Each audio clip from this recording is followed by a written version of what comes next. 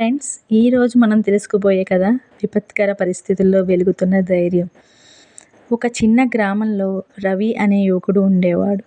అతను ఎన్నో కలలు కనేవాడు. పెద్దదైన వ్యాపారం, మంచి కుటుంబం, సమాజంలో గౌరవం.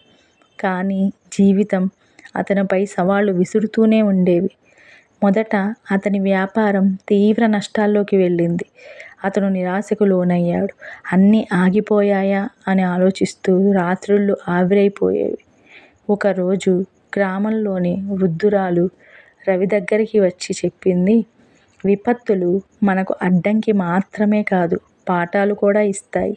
వాటిని ధైర్యంగా ఎదుర్కొని నిలబడి ప్రయత్నిస్తే నీవు అంతకన్నా బలంగా అవుతావు.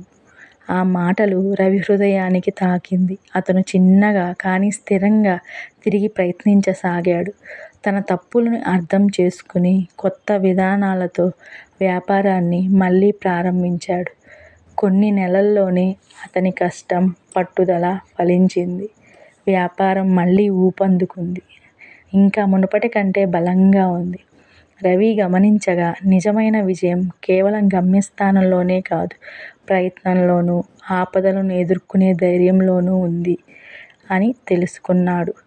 ప్రతి సవాలు ఒక అవకాశం, ప్రతి కష్టంలో ఒక బలమున్నది అని రవి గ్రహించాడు. జీవితంలో సమస్యలు మనసు మార్చే పాఠాలు. సహనతతో వాటిని ఎదుర్కొంటే మనలో అసలు సామర్థ్యం వెలికి తీయవచ్చు.